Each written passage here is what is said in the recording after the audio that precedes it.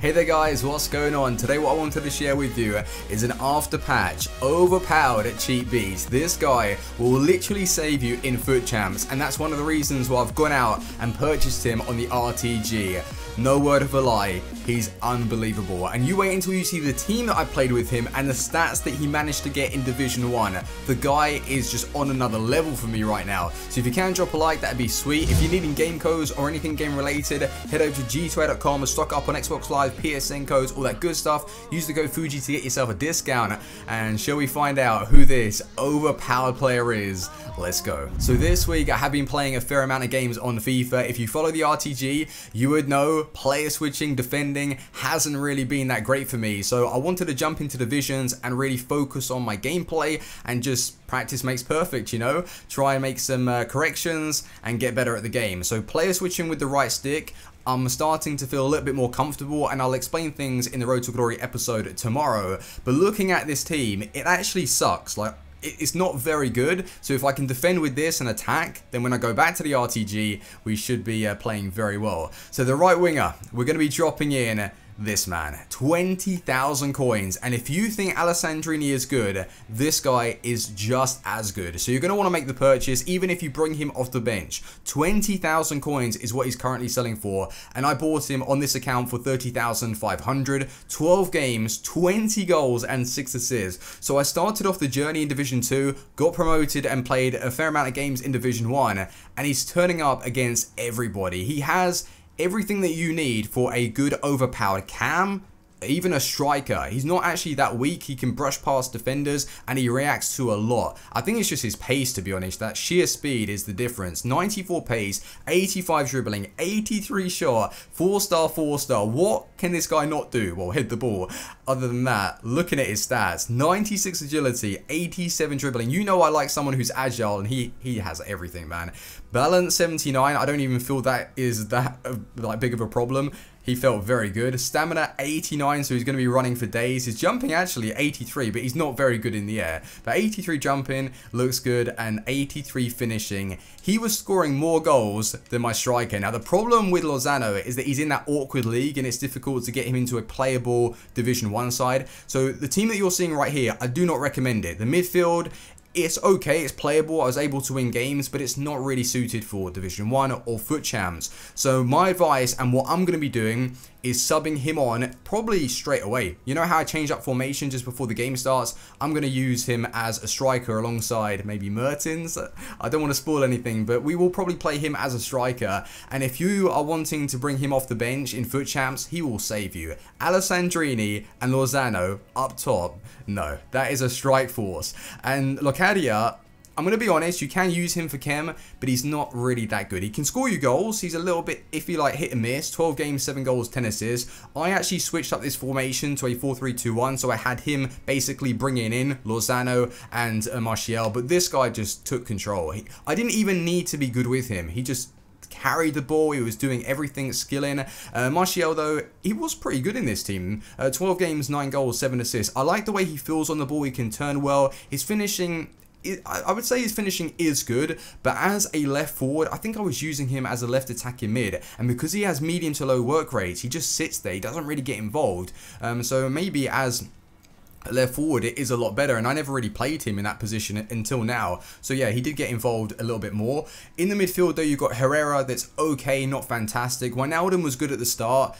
Just he can't really well, he can compete, but you don't really want to bring in someone like Wijnaldum. You're looking for a little bit more quality now. And Herrera, I didn't actually need to use this guy, coming to think of it, because I've already got a strong link in this formation. He wasn't so bad. He's actually 6 foot. Yeah, 6 foot height, high work rates, 1,000 coins. You can't go wrong there. And he got 7 assists. That's pretty decent. You've got Jordan Lukaku, that is a beast. He's always going to be good. Physical, pacey. He's pretty good in that position. De Vrij, is that how you pronounce this guy's name? I didn't think he was that great, but he was defending okay. But this man, Van Dijk, he is one of the strongest centre backs that I've used, and he's stocky in game. He's tall, he's stocky, and as soon as he's near like your opponent, you press challenge, and then he gets his body like wrapped around the ball, and he just shoves you off. He is so good, really is a good defender. I would use him in the weekend league. That's how good he is. Pereira right back isn't anything special, and Forster in goal was making a ton of mistakes. So my custom tactics that I was using with this team look something like this. So we've got the speed up to 65. I'm liking this, by the way. This is what I've been focusing on, the defensive pressure as well. I think 40 team width is perfect for me, and I don't want to keep changing this up and down because I can't get used to the player positions on the pitch. So I'm really happy. And freeform, I don't think freeform actually says what it is. You know, if you think about it, freeform, you would hope that all your players are unpredictable in space, like they're going to be moving here and there. I think freeform is actually telling, like, say for example, you've got a right forward playing as a right forward. He's going to be like switching with the left forward, so you might actually see him in the left forward position. That's what I think freeform actually does. I'm not 100% sure, so I want to find that out. Anyway, guys, we need to go and take a look at Lozano in action. 20,000 coins for this beast. Are you ready?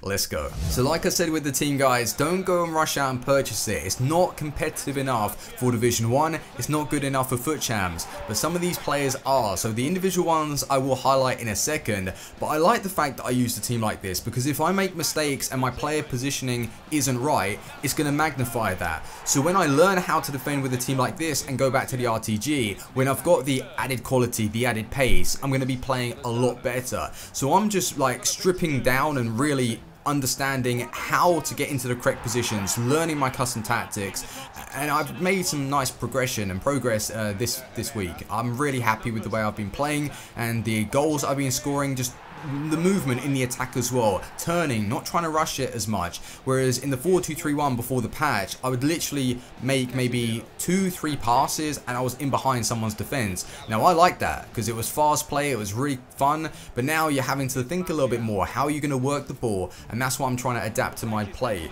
So Lozano though, the guy, hopefully the clips are really going to show you what he's about. His positioning is decent as well. What I noticed, I don't know if it was the custom tactics or just his overall positioning. When I was around the edge of the area and I was looking to do the 1-2s, he was on the move. Maybe it's the added pace, like 94 pace is seriously quick. So before you know it, he's making those moves, and if you're quick to react, you can find him in space. And his finishing with his left foot, his right foot, he's got long shots. I don't feel that his finesse long shot was that great, but shooting like driven strikes, I remember scoring a goal against Imperial Joey, I think I came up against, who is a competitive FIFA player, and we came away with a 3-1 win, and I scored some pretty good goals against him. And I'm just happy with the overall play that I was able to perform with this team. I couldn't believe it, because I know that in the defense I suck a little bit, but when you have like Van Dijk, who is quality, like some of the players that I'd highlight for you, Van Dijk, Herrera, Herrera is one of those players that isn't bad, he's not average, he's good, but would I use him in the weekend league? Not really. I think there are parts of his game that is lacking. Martial though, I'm still a little bit 50-50 with him. When I played him before the patch, he was okay for me, he didn't really do that much. It wasn't as good as FIFA 17. Now after the patch, playing him in a left forward position, he was getting involved a little bit more, and I liked the way he felt on the ball. And when I was inside the box, I had the confidence that I was going to score. So maybe I could just use Martial on the bench and bring him on, because for the road to glory, Lozano, he is gonna start probably. I'm gonna sub him on as soon as the game actually gets underway, and then I have Alessandrini and Lozano like ready to be brought on. That'd be pretty deadly. So have Alessandrini as the left striker, like shooting across goal. Lozano as the right striker. I know that they're not that tall, but for the way I like to play, I just turn, weave in and out. Obviously, it would be nice to eventually afford players like R9 Ronaldo, Cristiano Ronaldo, where they've got that agility, but then they can provide just that powerful just pace to run in behind. But trust me on this one, Lozano, is he better than Sterling? Because I loved Sterling before the patch, and after they brought the patch out, he just didn't really do much for me.